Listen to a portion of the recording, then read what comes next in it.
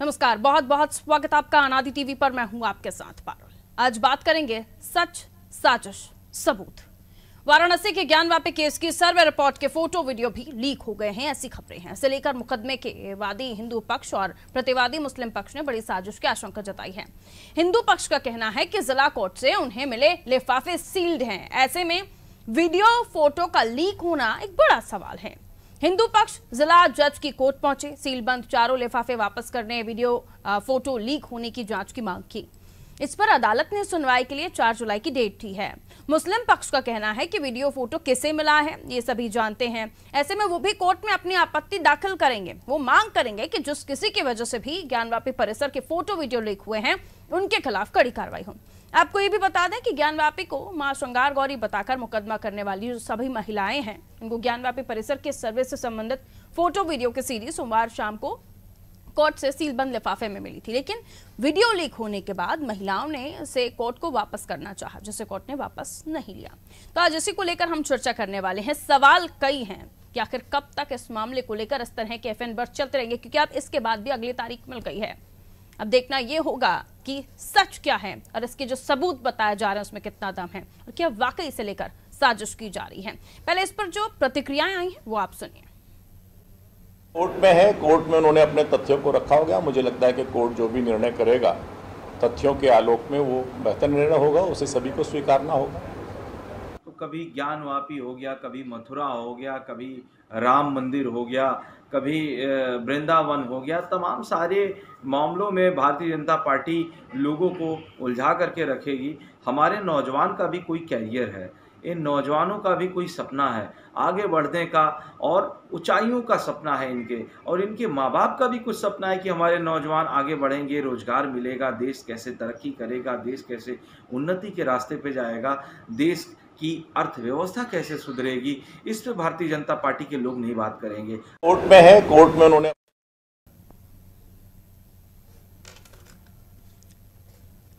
तो इस पूरे मामले को ठीक समझने के लिए हम लिए चलते हैं आपको। हमारे ब्यूरो चीफ उत्तर प्रदेश राघवेंद्र पांडे हमारे साथ जुड़े हुए हैं। इस मामले को लेकर जो अब तक सबूत बताए जा रहे हैं, जिसमें स्वास्थ्य का चिन्ह बताया जा रहा है, जिसमें घंटी बताई जा रही है, जिसमें ये भी बताया जा रहा है कि वहाँ पिशवान है, मगरमच्छ है, और उसके अलावा शिवलिंग जो सबसे प्रमुख सबूत के तौर पर जिसे बताया जा रहा है। और अब इस पूरे मामले को लेकर कहा जा रहा है कि सीलबंद लिफाफे थे। कोर्ट में किसी तरह की कोई तस्वीर को लेकर बात नहीं हो रही है, लेकिन अब इस मामले को लेकर यह भी कहा जा रहा है राघवेंद्र जी कि इतना लंबा इस मामले को खींचना, क्या इसे राजनीतिक साजिश आप समझ रहे हैं, जिसे पॉलिटिकल एजेंडा के तहत इतना आगे बढ़ाया जा रहा है। डेट्स पर डेट्स मिल रही हैं, सबूत जो सामने आए हैं। जब सीलबंद लिफाफे थे तो ये सबूत मीडिया के सामने या फिर किसी और के सामने आ कैसे गए? जो पिक्चर्स जिसको लेकर कल से चर्चाएं हो रही हैं, बाकी तो दुनिया के सामने ही है सारा सब कुछ। राघवेंद्र जी, इसकी आशंका पहले से ही थी। देखिए, जिस वक्त कोर्ट ने जब कोर्ट कमिश्नर नियुक्त किया था, उस समय जब सर्वे हो रही थी, वीडियोग्राफी और फोटोग्राफी हो रही थी, तो जिस समय यह काम शुरू हो रहा था उस समय ही कुछ चीजें लीक हुई थी, जिसको लेकर सुप्रीम कोर्ट ने अजय मिश्रा जो कोर्ट कमिश्नर थे उनको हटाया था और 2 नए कोर्ट कमिश्नर को नियुक्त किया था। तो अब क्या है, अब कोर्ट ने तो सभी वादियों को, जो 5 वादी थे उनको पूरा प्रूफी सौंप दिया है, पूरा सर्वे रिपोर्ट सौंप दिया है। अब उनके लोग इतने पीछे पड़े, उनके परिवार के लोग हैं, यार दोस्त हैं, सारे लोग जानने वाले हैं।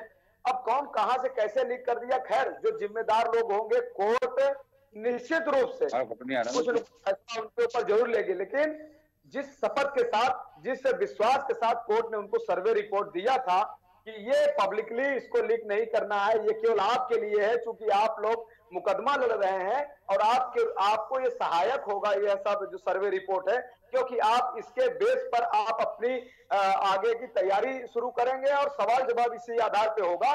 तो इसलिए कोर्ट ने आपको सहूलियत के लिए दिया था, ना कि इसको पब्लिक करने के लिए दिया था। ये जो चीज पब्लिक में आया है, निश्चित तौर से कोर्ट इसका संज्ञान लेगा और आने वाले समय में जो जिम्मेदार लोग हैं उनके ऊपर कार्रवाई भी हो सकती है। बिल्कुल, लेकिन अब इस मामले को लेकर कम से कम जो इन तथ्यों की ये कहा जा सकता है कि जनता के सामने इन तथ्यों को नहीं लाना था, दोनों पक्षों के सामने ये पूरी बात होनी थी, लेकिन उसके बावजूद भी सब चीज़ें अब मीडिया के सामने है, दुनिया के सामने है, सोशल मीडिया पर है। चलिए हम हटा भी लेते हैं तो, लेकिन सोशल मीडिया पर ये तमाम चीज़ें वायरल हो चुकी हैं। अब इनको लेकर हो रही लड़ाई, अगली डेट मिल गई है। अब जो लड़ाई होगी जो हेयरिंग्स होंगी वो अगली डेट्स पर होंगी। तो क्या इस मामले को आप और भी खिंचता हुआ देख रहे हैं? आने वाले 2023-24 तक भी ये मामला चलता रहेगा क्योंकि इतना गंभीर है और अलग अलग जगहों पर अलग अलग तरह की याचिकाएं जा रही है। लोअर कोर्ट हो, सुप्रीम कोर्ट हो, जिला जज अब इसे सुन रहे हैं, अलग अलग जगहों पर हेयरिंग्स भी हो रही है। फास्ट ट्रैक कोर्ट में हेयरिंग हो रही है। जब एक मामला एक जगह पर है तो अलग अलग कोर्ट्स में जाकर ये याचिकाएं दायर करना और फिर उस मामले में सुनवाई भी होना। देखिए, वैसे कोर्ट ने, सुप्रीम कोर्ट ने पहले ही इस लोअर कोर्ट के मामले को, हाई कोर्ट के मामले को, स्वयं जो सुप्रीम कोर्ट में जो मामला गया था सबको एक जगह कर दिया, यानी कि वाराणसी डिस्ट्रिक्ट कोर्ट में सबको ट्रांसफर कर दिया। वाराणसी डिस्ट्रिक्ट कोर्ट उसको अपने प्राथमिकता के तौर पर उसको देखेगा। दूसरी चीज, जो फास्ट ट्रैक कोर्ट में जो मामला है, तो जो फास्ट ट्रैक जो कोर्ट होती है वो अलग होती है, तो उसमें जो मामला गया है तो सुप्रीम कोर्ट ने उसमें हस्तक्षेप नहीं किया क्योंकि वो मामला अलग है। उसमें लोग गए हैं कि जल्दबाजी से कोई निर्णय आ जाए, तो वो एक अलग डिमांड है। लेकिन वाराणसी कोर्ट में जो सारा मामला गया है उसमें प्राथमिकता तौर से मामले को सुना जाएगा एक एक करके। और जो आपने वक्त की बात, निश्चित तौर से ये कोर्ट है, इसमें समय लगना ही लगना है, लगेगा। क्यों?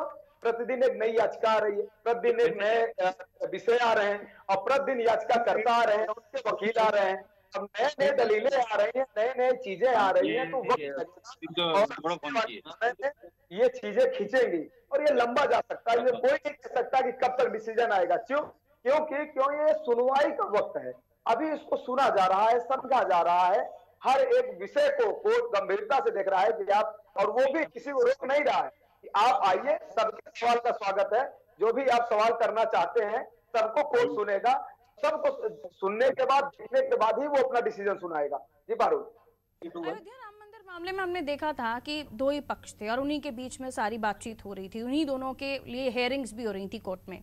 लेकिन यहाँ अलग अलग याचिकाएं दायर हो रही हैं, अलग अलग शख्स अपने आप को याचिकाकर्ता बता रहे हैं, वो अलग ही क्रेडिट लेने की जो होड़ होती है वो दिखाई दे रही है। दो पक्ष अगर हैं, एक तरफ हम देख रहे हैं मस्जिद पक्ष है तो दूसरी तरफ हिंदू पक्ष है, वो अपने दावे रख रहे हैं, लेकिन जो अलग अलग कोर्ट्स में अलग अलग लोग अपने आप को प्रेजेंट करके याचिकाकर्ता बनने की या क्रेडिट लेने की जो होड़ मची हुई है, ये कितना सही है? इस पर कोर्ट को संज्ञान लेना चाहिए, आपको लगता है?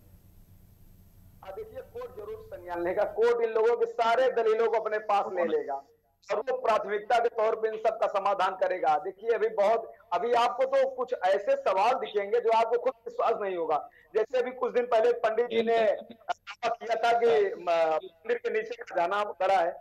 अब बताइए, उनका पता नहीं क्या विश्वास हो सकता है उनको सपना आया हो, उन्होंने एक वकील पकड़ा और अपना याचिका दे दी। ऐसे आपको बहुत सारी चीजें अभी आगे देखने को मिलेंगी, नए नए बहस मिलेंगे, नए नए विवाद मिलेंगे और नई नई डिमांड मिलेगी। ये होता रहेगा, वक्त लगेगा, लेकिन कोर्ट किसी को मना नहीं करे क्योंकि आप ये संवैधानिक और ये कानूनी अधिकार है, ये राइट है। हम किसी को भी कोर्ट में जाने से रोक नहीं सकते हैं। अब चूंकि मामला मंदिर मस्जिद का चल रहा है तो इससे संबंधित जो भी याचिकाएं आएंगी कोर्ट उसको लेगा और उसका संज्ञान लेगा। हाँ, प्राथमिकता जरूर तय करेगा कि कौन से सवाल जायज है, कौन से नहीं है, उसको देख के कोर्ट अपना आगे का फैसला करेगा। रविंद्र जी, एक बात और ये भी है कि इतनी सारी चीजें अब वो लीक हुआ लेकिन अब लोगों के सामने हैं और उसमें आकृतियां भी हम देख रहे हैं, जिसमें हम स्वास्थ्य का चिन्ह देख रहे हैं, हम त्रिशूल देख रहे हैं, घंटी की आकृति भी एक जगह दिखाई दी है और शिवलिंग तो है ही। अब जब इतनी सारी चीजें इस जगह पर मिल रही हैं तो ये अंडरस्टैंडिंग है, समझने की जरूरत है दूसरे पक्ष को भी कि सिर्फ बातें नहीं है, जो दिख रहा है उस पर लड़ाई है। दूसरे, मैं आपको साफ बता दूं, इसको पारुल आप समझो कि दूसरा पक्ष कभी नहीं समझेगा, क्योंकि मैं अपना भी अनुभव बता रहा हूं कि मंदिर में यही हुआ। पूरा सनातन हिंदू कहता रह गया कि हे मुस्लिम समुदाय के लोग, आप इसको छोड़ दो, हमारे आराध्य श्री राम का जन्मभूमि है, हमारे श्री राम ने यहाँ जन्म लिया है और ये हर पुराण में, हर युग में इसको दिखाया गया है, बड़े बड़े पुराणों में। आज पूरी दुनिया जानती है राम की कहानी, रामायण, वाल्मीकि रामायण। हाथ जोड़ता रहा हिंदू पक्ष, समझौते के लिए गया हिंदू पक्ष कि आप हमारे आराध्य श्री राम के इस जन्मभूमि को छोड़ दो जहां पे वो जन्म लिए हैं। जन्मभूमि दूसरी नहीं हो सकती है, सारे स्थान बदल सकते हैं लेकिन जन्मभूमि तो एक ही होती है, एक ही जगह पैदा होता है। लेकिन ये लोग माने नहीं, ये लोग कोर्ट में गए, बराबर उसको लड़ाते रहे, अर्जाते रहे, लेकिन सुप्रीम कोर्ट ने फैसला दिया। तो इन्होंने क्या किया है, ये सब जानते हैं, इतिहास से यही लिख के गए कि भारत में आक्रांता आए और इन्होंने मंदिरों को, मठों को और इन सब धर्मस्थलों को तोड़ा है। तो ये कभी मानेंगे नहीं। हाँ, इसका एक ही सोल्यूशन है कि कोर्ट संज्ञान ले रहा है, संवैधानिक प्रक्रिया के तहत हिंदू जाएगा, अपनी बात रख रहा है, मुस्लिम भी अपनी बात रख रहा है, प्रमाण के आधार पर, पुराणों के आधार पर, सांस्कृतिक जो वहां पे जो चीजें मिल रही है प्रूफ और सबूत के आधार पर, और इसका कोई दूसरा सोल्यूशन नहीं है, क्योंकि ये लोग स्वतः मानने वाले नहीं है। ये राम मंदिर मामले में सब कुछ हो गया, श्री रविशंकर ने की कोशिश की थी, वो भी हार मान गए थे, कई पक्ष सामने आए थे, लेकिन ये नहीं हो पाया था समझौता, इसलिए समझौते की कोई बात नहीं है। पर ठीक है, बाकी मेहमान भी हमारे साथ जुड़ गए हैं, उनका परिचय मैं करा देती हूँ।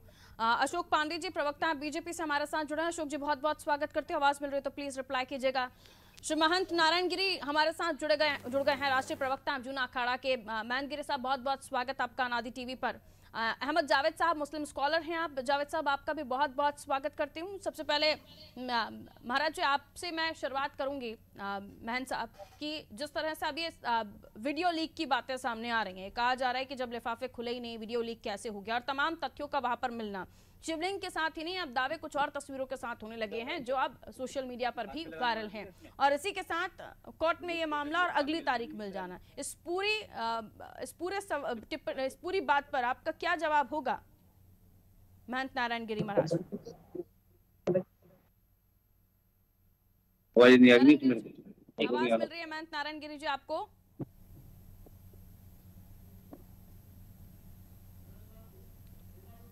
महंत नारायण गिरी जी, आवाज मिल रही है आपको?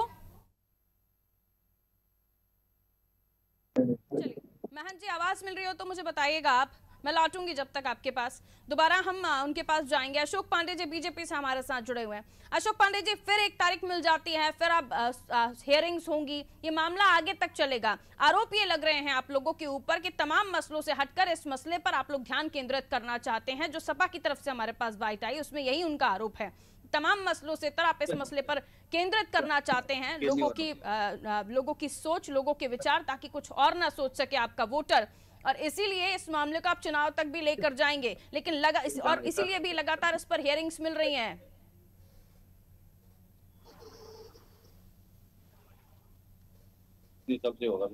अशोक पांडे जी,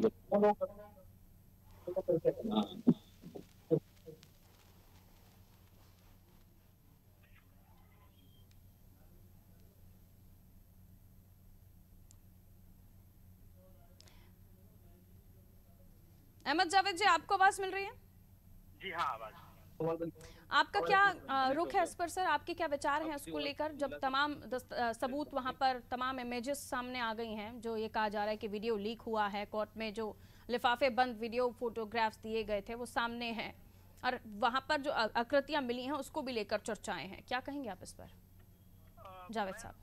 ये बिल्कुल एक तरह से शुरुआत के ही दौर से देखा जाए कि एक जांच कमिश्नर की गठित की कमेटी की, और कमीशन जो है वहाँ पे सर्वे करने गया, उसके वो भी बात एक उसमें से लीक हुई, जिसके बेसिस पे एक पक्ष वहाँ पर गया अदालत में और उसने अपनी अर्जी दी, जिसपे कोर्ट ने संज्ञान में लिया, फिर उनको उसमें से बाहर किया गया।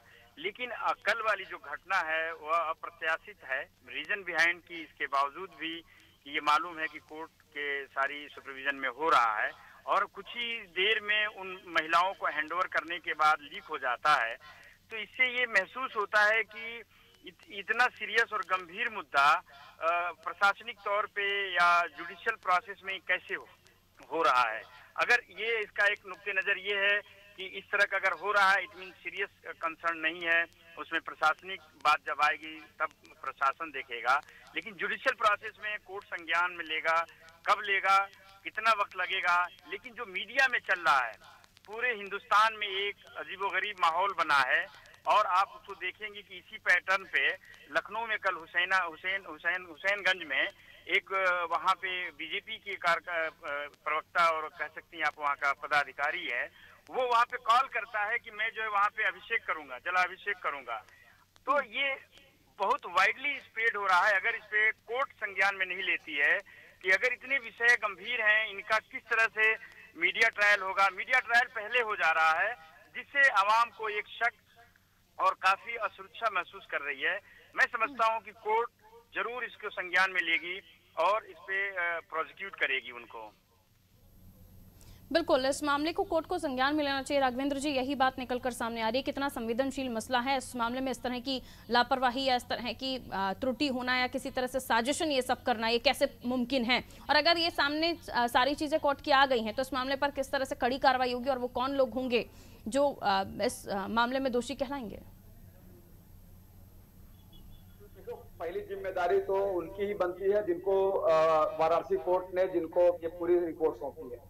जिनको रिपोर्ट सौंपी है, जिम्मेदारी उनकी होती है कि इसको हम अपने पास रखें और इसका जो कानूनी जो हम भूमिका निभा सकते हैं उसका उपयोग करें। लेकिन ये पब्लिक में गया तो पहली जिम्मेदारी उनकी है। कोर्ट निश्चित रूप से, जब कोर्ट पहली बार जब लीक हुआ था तो जो कोर्ट कमिश्नर थे उनके ऊपर भी कहीं न कहीं कोर्ट ने प्रहार किया था और वो हटाए गए थे। और बाद में आपने देखा तो मीडिया में किस तरह से वो बता रहे थे, रोना धोना चालू था।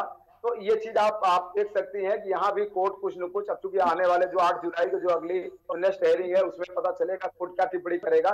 लेकिन निश्चित रूप से जो लोग जिम्मेदार लोग हैं, जो लोग शपथ लेके गए थे, जिन लोगों के द्वारा यह काम हुआ है, उनके ऊपर कोर्ट जरूर सख्त होगा। हालांकि अब बहुत सारी चीजें निकल के आ चुकी हैं, अब देखना होगा कि अब उस हिसाब से अगली याचिका क्या होगी, फिर उसमें कौन कौन से नए नए सवाल होंगे, नए नए एंगल होंगे, देखने वाली बात होगी। ठीक है, महंत नारायण गिरी महाराज जी हमारे साथ बने हुए हैं। महाराज जी, आपको आवाज मिल रही है मेरी? हाँ, ठीक है। महंत साहब, क्या कहना चाहेंगे इस पूरे मसले पर? सबसे पहले आपकी प्रतिक्रिया जानना चाहूंगी मैं। वीडियो लीक होता है और जो फोटोग्राफ्स हैं वो सामने आ जाते हैं, क्या कहना चाहेंगे इस पूरे मसले पर आप? देखिए, तो समस्त हिंदुओं का भावना का जुड़ा हुआ है और ये कोई मान लीजिए कि मनुष्य के स्वभाव में है कहीं अपने, जबकि वो लीक नहीं करना चाहिए। जो भी अदालत का मामला है उसको अपने तरफ से जो है गोपनीय रखना चाहिए। और ये जब लोग लीक कर रहे हैं तो ये अच्छी बात नहीं है। और कहीं भी हम लोग को इतना सालों से वही विश्वास है कि न्यायालय के ऊपर में आपको न्याय मिलेगा। तो ये जो वीडियो जो भी लीक हुआ है, ये एक तरह से कहीं न कहीं जो है सभी लोगों का मिली भगत से हुआ है। इसमें दोनों पक्ष की सहमति से वीडियो हुआ है। जी महाराज जी, दोनों पक्ष की सहमति से वीडियो लीक होना ये कैसे मुमकिन है? एक तरफ वो महिलाएं हैं जिन्होंने याचिका दायर की थी, उनको सीलबंद लिफाफे दिए गए, तमाम जिसमें सीडीज और फोटोग्राफ्स हैं वो सीलबंद लिफाफे ही दिखा रही हैं। जब उनके लिफाफे खुले नहीं तो ये वीडियो लीक कैसे हुआ? फिर दूसरे पक्ष पर भी कहीं ना कहीं शक की सुई जाकर टिकती है।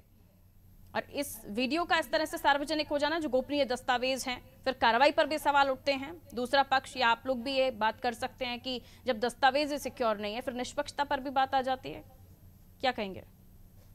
जैसा है कि दोनों पक्ष के जो वकील तो होते ही हैं और वकील लोग आपस में बात करते हैं, राय भी लेते हैं एक दूसरे से। तो कहीं न कहीं जो है मैं ये समझता हूँ कि दोनों की सहमति से ही जो है ये वीडियो जो है और ये ऑडियो है, वीडियो है, जो गोपनीय फाइल है उसका जो लीक हुआ है, तो ये दोनों को सहमति से हुआ है, ऐसा मेरे को अनुभव होता है। मतलब अब इस पर आप लोग कोर्ट की तरफ जाएंगे, कोर्ट में याचिका दायर करेंगे, क्या आप लोगों का अगला स्टैंड होगा जब इस तरह से वीडियो फोटो लीक हुए हैं? तो ये हमेशा से ही हमारे अदालत में हम लोग का तरफ से कार्रवाई चल रहा है और ये हम लोग अपना पक्ष रख रहे हैं। देखिए, सिंगारगौरी जो है और वहाँ पर पूरा मंदिर में सब सर्वेक्षण होने के बाद में सारे जो मूर्तियों के भगवान शिव के चिन्ह मिले हैं, तो इसमें तो मंदिर तो पहले से ही है और ये दावा आज का नहीं है। कम से कम 5-2 सालों से भी ज्यादा समय से हमने दावा छोड़ा है और हमारा दावा निरंतर है कि ये जो भी चीजें हैं सर है वो सही रूप में है। अभी आपका वीडियो लीक भी हुआ है तो ये लोगों को सत्य की जानकारी मिल रही है, ये अच्छी बात है, लोगों को भी इसकी जानकारी मिल रही है। रघुवेंद्र जी, लोगों को भी इस बात की जानकारी मिल रही है जिसकी इजाजत नहीं थी, लेकिन वो सीलबंद लिफाफे में से बाहर आ जाती है और फिर सोशल मीडिया के साथ मीडिया के सामने भी आ जाती है, तो सभी को पता है अब कि आखिर वहां पर है क्या। तो अब इंतजार तारीखों का होगा, फैसले का होगा जनता के सामने। तो अब एक यही रास्ता है जो आस्था रखते हैं इस चीज में। देखिए, अगर ये लीक ना भी हुआ होता तो जैसा पारुल, मैं आपको अगर सर्व संज्ञान सर्वविदित अगर बात बताऊं तो काशी किसके लिए जानी जाती है? आपने भी बहुत कुछ पढ़ा लिखा होगा, काशी महादेव की नगरी है, और आपने इतिहास में भी देखा होगा कि मंदिर वहां पर है, बिल्कुल वहां पर है। तो ये तो लोगों को पहले से विश्वास था, अब वो विश्वास जो है इनके आत्मविश्वास में बदल गया है, अब वो प्रूफ में बदल गया है, अब वो सबूत सामने आ गया है। अब तो ऐसा लग रहा है कि जिस तरह से सबूत आ गया, पता नहीं कोर्ट डिसीजन देगा कि नहीं देगा। जनता पहले से ही जो भक्त लोग हैं वो मानने लगेंगे कि हमारे आराध्य देव हमको मिल गए, हमको पूजा करना है, चाहे आप परमिशन दे न दे, हम मन में ही पूजा कर लेंगे, क्योंकि अब वो स्पष्ट सबको दिखाई दे दिए हैं। हालांकि फिर भी लोग कोर्ट के शरण में गए हैं, वहां पर न्यायालय तय करेगा, वहां पे अब ये लोग अपनी बातों को दूसरी तरह से रखेगा। अब मुस्लिम पक्ष भी अपने बचाव के लिए वो अलग रणनीति तैयार करेगा, अलग सवाल तैयार करेगा, अलग उसके आधार तैयार करेगा, क्योंकि ये सब चीजें मिल गई है। जिस तरह से आपने देखा कि जो लीक हुआ है वीडियो, उसमें स्वास्तिक के निशान है, उसमें त्रिशूल है, उसमें भारतीय जो संस्कृति सनातन जो उसके मार्क है, चिन्ह है, वो मिले हैं, देवी देवताओं के मूर्ति मिले हैं, पूजा पद्धतियां मिली हैं। तो बहुत सारी ऐसी चीजें हैं जो प्राचीन मंदिरों में हुआ करती थी, वो साक्षात देखने को मिले हैं। तो उसमें आप अब क्या कहेंगे? अगर कोई भी आदमी शिवलिंग अगर अंधा भी पकड़ लेगा, उसको तो बता देगा कि ये अर्घा क्या है। तो ऐसे में अब दोनों लोगों को अपने दलीलों को, अपने सवालों को अब बदलना पड़ेगा, नए सिरे से वहां सवाल जवाब करना पड़ेगा कोर्ट में, और नए सिरे से फिर से जो आज याचिका होगी वो अपडेट होगी अगले हायरिंग में। जावेद अहमद साहब, क्योंकि अब सारी चीज़ें जो है लोगों के सामने है, अहमद जावेद साहब, कि अब जो जिन चिन्हों को लेकर फाइट हो रहा था, कि पहले तो यही था कि एक शिवलिंग है जिसे फवारा बताया जा रहा था, लेकिन अब और भी चीज़ें मिलकर सामने आ गई हैं, क्योंकि हमारा देश भाईचारा, सौहार्द और हम एक दूसरे के साथ मिलकर रहने वाले लोग हैं, तमाम जाति धर्म के लोग हम एक साथ रहते हैं। तो जब ये चीज़ें सारी सामने हैं ही, तो ऐसा नहीं कि कोर्ट के बाहर ही या आपस में ही चर्चा करके इस मसले को सुलझा लिया जाए, क्योंकि जो है सो दिख रहा है। जावेद साहब जी मैम, इसमें दो बिंदुओं पे गौर करने की बात है। एक बिंदु जैसे कि सौहार्द, कम्युनल हार्मोनी, देश की एकता, अखंडता, हमारे बड़े भाइयों की चीजों का ख्याल रखना, इसमें ये कोर्ट के बाहर ये बात हल हो सकती है, जिसमें वहाँ की जो अंजुमन कमेटी है जो उसको देखभाल कर रही है, और जो दूसरे वादी हैं जिनको उनसे बात करना है, नंबर एक। नंबर दो, जो 1991 जो एक्ट है जो वर्शिप प्लेस को सिक्योर करता है, हमारे ऑल रिलीजियस स्ट्रक्चर की बात करता है, और बाबरी मस्जिद में जो उसका उल्लेख है उसमें बहुत स्पष्ट तौर पे सुप्रीम कोर्ट ने उसकी व्याख्या किया है कि जो 1991 एक्ट वर्शिप प्लेस का है वो संविधान के मूल भावना का हिस्सा माना जाए। अब यहाँ पे कंट्रेरी है, आप निचली अदालत की प्रक्रिया देख रही हैं, आप राजनीति देख रही हैं, उसमें मजहबी लोगों का डेफिनेटली एक लगाव है, वो अपनी बात रख रहे हैं, कर रहे हैं। तो जो बात लीक हुई है वो स्पष्ट तौर से वहां पे होगी। तो क्या यही बात 90-91 में भी स्थिति पैदा हुई थी? जो हमारे देश के संविधान के जो संरक्षक हैं, जो पार्लियामेंट में कानून बनाया, जिसमें सर्व पार्टी और सर्व धर्म के लोगों ने बनाया कि अब जो हो गया हो गया, अब हमें इस देश में अमन चैन से रहना है, हमें विकास करना है, हमें समृद्धि की तरफ बढ़ना है, न कि हम 5000 वर्ष पहले की बात करें, 4500 वर्ष पहले की बात करें। ये पूरी सरजमी हिंदुस्तान की दुनिया की सबसे बेहतरीन और खूबसूरत है, और ये धर्म प्रधान देश है, इसको आपको नहीं भूलना चाहिए। कहीं न कहीं किसी का पद चिन्ह है, किसी न किसी का निशान है। तो क्या हम इस अतीत में जाना चाहते हैं? ये भी हमें तय करना होगा। और आखिरी पॉइंट ये है हमारा कि हमारे मजहबी लोगों का ये एक सब्र का और एक लिमिट तय होना चाहिए दोनों तरफ का, कि अगर अदालतों में जाएंगे तो अदालतों की अपनी प्रक्रिया है, वो समय लगेगा, वो सरकार और अदालतों के एक प्रक्रिया से गुजरना होगा, तब आपको कोई रिजल्ट आएगा। तो हमें इतना आतुर नहीं होना चाहिए, इतना नफरत की बात नहीं करना चाहिए, और इतना ज्यादा उमंग और द्वेष पैदा नहीं करना चाहिए। मुख्तसर ये है मैम कि हमें दूसरे का आदर करना है, बड़ी जमात और छोटी जमात, हर जगह ये बात हो रही है कि क्या सुप्रीम कोर्ट देश की सबसे बड़ी कोर्ट है, अगर उसके निगरानी में अगर कोई 8 हफ्ते की ट्रायल की बात हुई है तो क्या वो सीमा क्रॉस कर पाएगी लोअर कोर्ट, या फिर उसने टाइम लेगी? जैसे कि आप कल वाला वाकया देखा आपने, 1991 एक्ट जिसको लेकर हमारा देश भी मानता है कि संविधान भी मानता है, उस पर आकर तमाम बातें रुक जाती हैं। महाराज जी, क्या कहेंगे आप इसको लेकर? राइट टू वर्शिप एक्ट 1991 जिसको लेकर बात वहीं आकर अटक जाती है, और जो चर्चा अभी जावेद अहमद साहब कर रहे थे कि प्रेम सौहार्द इन सब की चीजें कोर्ट से बाहर है, वहां हम इस चीज को लेकर चर्चा कर सकते हैं। लेकिन अगर कोर्ट ने इस एक्ट को मान्य रखा है और उसके बाद फिर वही चीजें कि तमाम सर्वे या याचिका है भी, तो याचिका स्वीकार ही नहीं होती अगर इस एक्ट को मान्य रखा जाता तो। लेकिन जो प्रेम सौहार्द भाईचारे की बात है, इसको आपको कायम रखना है, तो कोर्ट से बाहर इस पूरे मसले को सुलझाना होगा। ये कानून तो जो है ना, इसी प्राचीन मंदिर जो हमारे 500 साल पुराने मंदिर है, उसके ऊपर में लागू भी नहीं होता है। हमारे अश्विनी उपाध्याय जी जो है वो सुप्रीम कोर्ट में भी उसको चैलेंज दिया है, और ये जो है 1957 में जो 1857 में जो मंदिरों का वो एक्ट है, और जो पुराने जो मंदिर है, जितने भी 1857 से पुराने मंदिर है, उनके ऊपर में ये कानून लागू नहीं होता है। और हमेशा से भारत के संविधान को और हम लोग कानून को मानते हैं। अभी देखिए कि 500 सालों से हमको पता है कि हमारा शिवलिंग है, हमारा स्वस्तिक चिन्ह है, हमारा ओम है, सारी चीजें हमारी है। काशी के लोगों को पता है, फिर भी हमने कोई भी जाके वहाँ पर कभी आक्रमण नहीं किया, वहाँ गए नहीं। तो हम लोग शांति व्यवस्था बनाए रखना चाहते हैं कि जैसे राम जन्मभूमि अदालत के द्वारा जो है वो समाधान हो गया उसका, वैसे ही जो है इसका भी जो है समाधान वो हो जाएगी।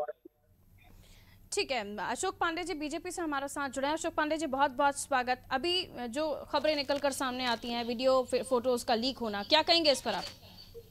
देखिए, वीडियो लीक होना ये तो उनका दायित्व है। वो जब से ये शुरू हुआ है, कमीशन के लिए कोर्ट ने, उच्च न्यायालय ने आदेश दिया, फिर ये सर्वोच्च न्यायालय चले गए, वहाँ भी इन्होंने अड़ंगा लगाने का काम किया, वहाँ से फिर लौट करके आए, कमीशन के लिए प्रेशर हुआ कि नहीं कमीशन तो होगा ही, और उसके लिए नई टीम गठित की गई, सीआरपीएफ जवान लगाए गए, और उसके बाद भी सीआरपीएफ जवान के बाद भी लगभग 10,000 से ज्यादा लोग वहाँ एकत्र हो गए और वह कमीशन को अड़ंगा लगाने लगे।